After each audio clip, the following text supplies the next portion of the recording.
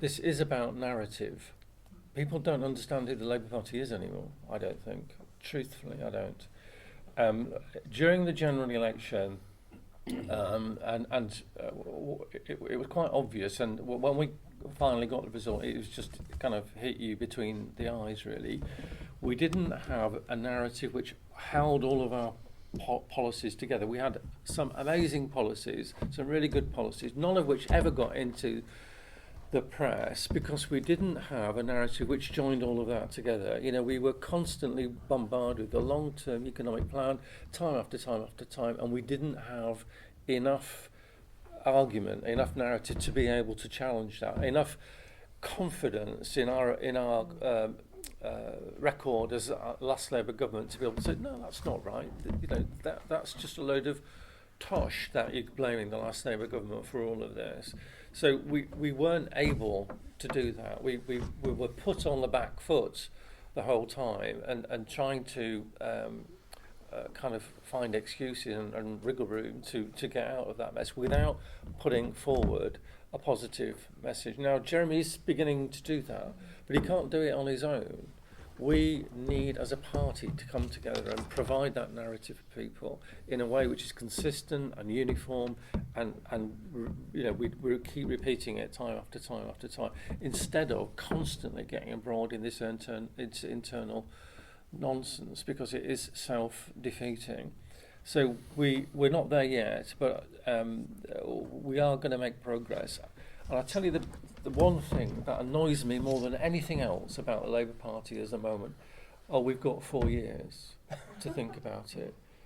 I can't tell you how many times senior people have said that to me. We've got 4 years, you know, to plan and to, you know, to think about it. And no, we haven't. We've got to be doing it now.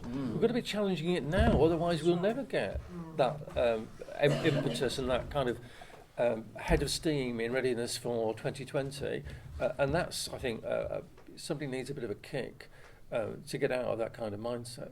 And Andy Burnham made an absolutely amazing speech in the House of Commons about Hillsborough. Yvette Cooper made a fantastic speech about the government's mad decision not to allow orphan children to come into the country. Some really, really effective, powerful stuff. And then 5 minutes later, we're suspending Nashar, and we've lost all of that oomph and all of that reason for being. We're so prone to doing that, and of course the media love it. You know, as soon as there's a sniff of it, they're on it straight away. And you know, the friends in the Tory party will constantly feed them that kind of stuff to damage ours. He's a very thoughtful guy, but I think the point that he's missed is that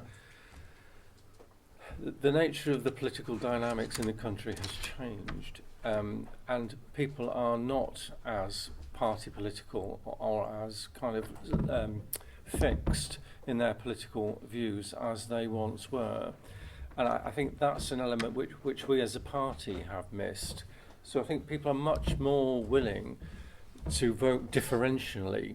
So if you've got local council elections, and let's just say for the sake of argument, you've got an elected mayor and a council elections and a general election all going on at the same time, people are much more inclined now to vote differently in each of those on the same day as they ever were in the past. And the reasons are many and various why that is. So I don't think it's as easy as saying that it's our position on the European Union that is the problem. I don't think it is. I think the problem is much more serious than that. In certain parts of the country, there is no doubt about it, in certain parts of the country, Labour have taken their traditional working class support for granted. And it's a criticism of ourselves that we've got to be able to face up to and say that the work has not been done. In the deputy leadership election, Ben Bradshaw, the MP for Exeter, told a story about when he was going to help in the Scottish referendum election, and that he went into one solidly Labour-held constituency and asked what their contact rate was. This is the number of people that they've actually knocked on the door and asked people, and they hadn't done any of it.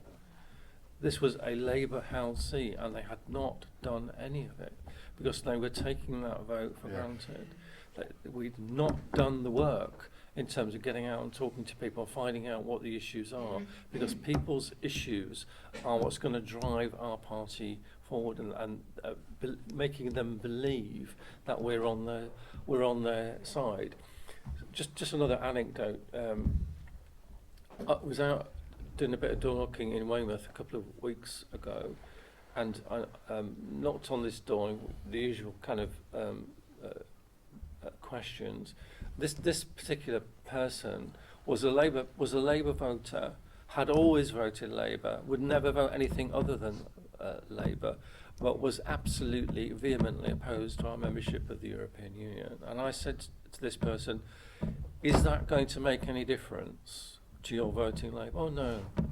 So I don't think it's as straightforward as that, because it's about much broader issues, and about trying to demonstrate that, irrespective of that question, as important as it is, we are on the sides of the people who are struggling in this country to actually, live from one day to the next.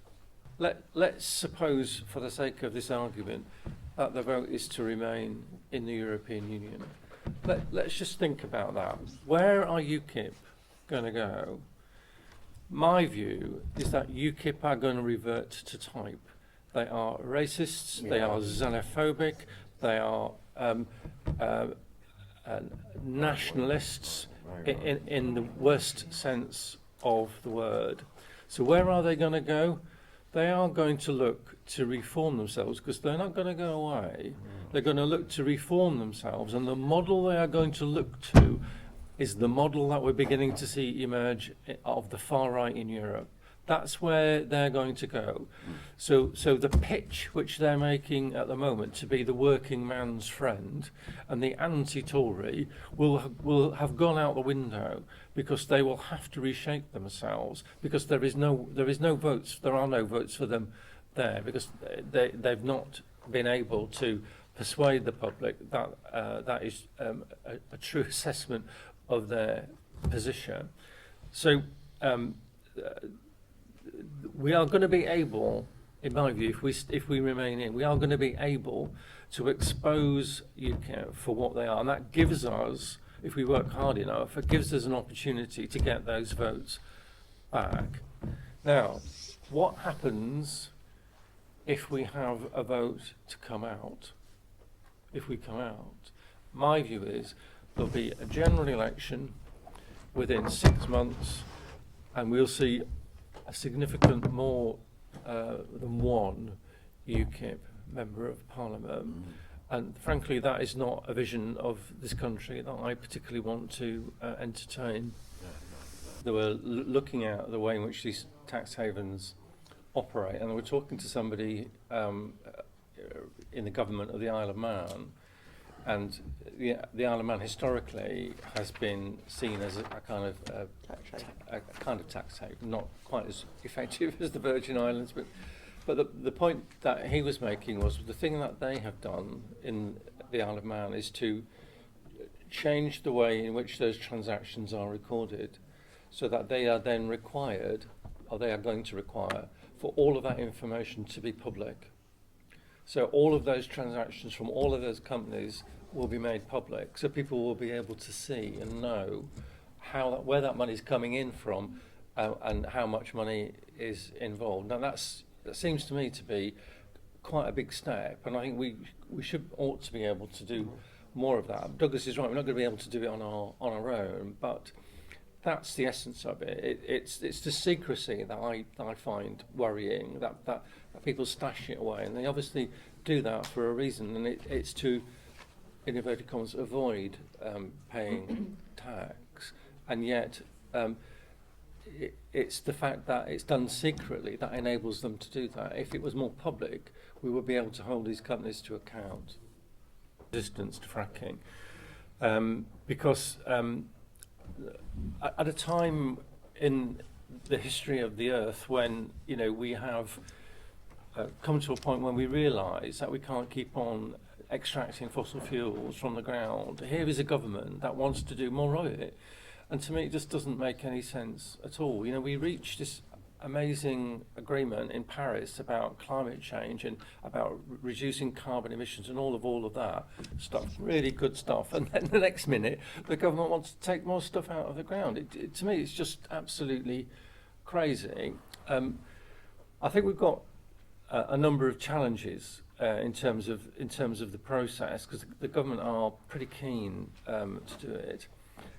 But I think the cross-party resistance is crucial, because I think if there is a lesson to be learned from the Northwest, when they were facing fairly imminent kind of pressure to start fracking, it was a Conservative council actually that said, well, we don't want to do this.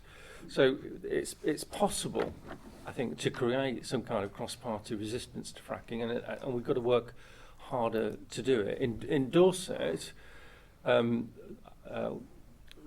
are county council elections next year, so hopefully not too much damage will have been caused by then, although I'm not confident about that. We have to keep up the pressure to ensure that we don't start digging up the countryside in order to take this stuff out of the ground, and we're only going to do that if we work together. The trouble is, in my view, that if you were to set out to achieve the end of privatisation in the NHS, you'd have to have a fundamental restructuring of the NHS in order to achieve it. Because the way in which the NHS is structured at the moment, through clinical commissioning groups, where bits of work are commissioned and purchased, and you're required to go through a kind of competitive tendering process, creates the market in which the private sector can work. That's the problem, that we've created a monster by creating this kind of competitive tendering process, not ours, but this government. And at the moment, I feel as though the NHS is being set up to fail by this government, by starving it of adequate resources. And Kathy's right, it is creaking at the seams, but it's through lack of funding. And the way in which it's structured is just it's an organisational nonsense, the way in which the NHS is structured. It makes no sense at all. The fact that existing NHS staff doing a job of work have to re-tender for the work that they're already doing is completely balmy. But yeah, this is the nature of the service that this government has created, and we have to tackle that. And it's take a deep breath, because that's going to mean organisational change. And when Andy Burnham made the point in the last general election about the point that Cathy touched on about integrating health and social care, absolutely right. But then you ask, well, how are you going to do it without organisational change? And there's kind of, a bit of a silence. We have to be brave if we are going to really solve the problems of the NHS for the future, and it will mean some fundamental reorganisation. Just one other point. No, you can. Just one other point about GPs. If we just go back a little bit in time, when we had primary care trusts before the dawn of clinical commissioning groups, and we had a Labour government, there was a moment in time when we were looking at a distinct possibility that we could have directly contracted general practitioners, not independent practitioners, but directly employed GPs, employed by primary care trusts. And all of that just kind of disappeared into the ether. And it was an absolute lost opportunity, because to be a GP, not only do you have to go through all of this amazing training, but of course you then become an independent business. So you have to have capital and resources and loans and all of this kind of stuff in order to be able to operate. And that is an obstacle. There's no doubt about that. That's one of the many reasons why we don't have enough GPs. But here was an opportunity for us to say, well, okay, you come out of medical school and you come and work for us, and you can be a GP and you can treat patients, and we'll provide you with surgery and the equipment and all of that kind of stuff, and you will be our employee. And all of that was lost, and that's huge lost opportunity in my view.